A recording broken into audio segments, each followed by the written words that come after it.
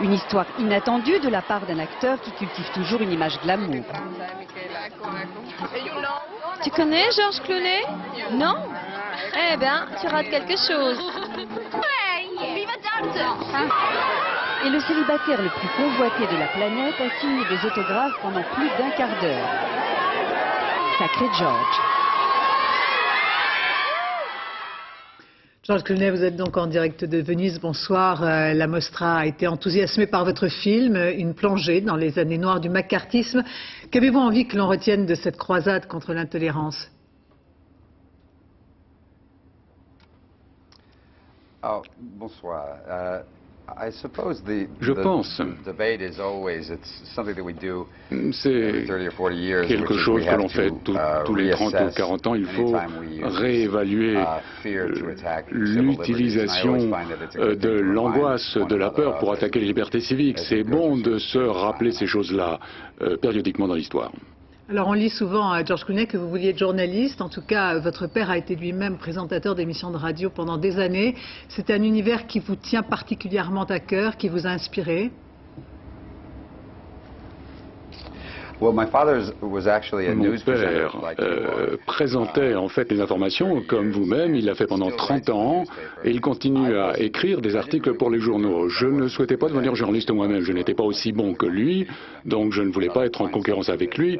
Je pensais trouver quelque chose qui demande moins de talent, donc je suis devenu acteur. Toujours la plaisanterie, acteur, mais aussi producteur et réalisateur. Le journaliste vedette de votre film est en quelque sorte, j'ai envie de dire, la voix de la conscience d'une Amérique qui est attachée aux libertés fondamentales. Est-ce qu'il y a ou est-ce qu'il faudrait encore qu'il y ait des hommes de cette trempe aujourd'hui? Bien sûr. Et il existe des gens de cette trempe encore. Tous les jours, vous voyez ces journalistes qui meurent en Irak. Énormément de très très bons journalistes qui font du très bon travail, mais il faut également, et nous allons toujours avoir besoin de diligence, parce que la vérité, c'est la seule réponse.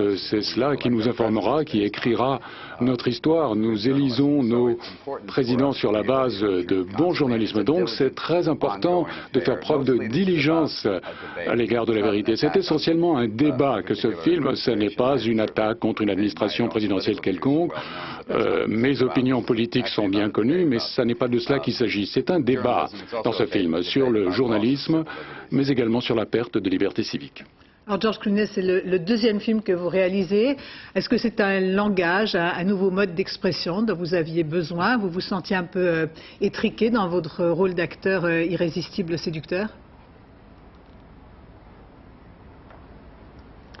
À mesure que je vieillis, il va me falloir trouver un autre travail. Donc je commence à faire ce travail pour pouvoir gagner ma vie plus tard. Vous en êtes fier? Vous êtes fier de réaliser? Oui, tout à fait, j'en suis fier. J'ai eu beaucoup de chance dans la vie en parcourant une route sinueuse qui m'a conduit jusqu'ici à Venise. J'ai eu beaucoup de chance et surtout maintenant je sens que j'ai eu beaucoup de chance. Alors un dernier mot tout de même à George Clooney, peut-être un mot de réaction à la catastrophe qui submerge le sud des États-Unis. George Bush est arrivé sur place aujourd'hui. Quel regard portez-vous sur ce drame? On verra dans les semaines à venir, on comprendra beaucoup mieux l'ampleur de la catastrophe. Je pense que c'est bien pire que ce que l'on prévoyait.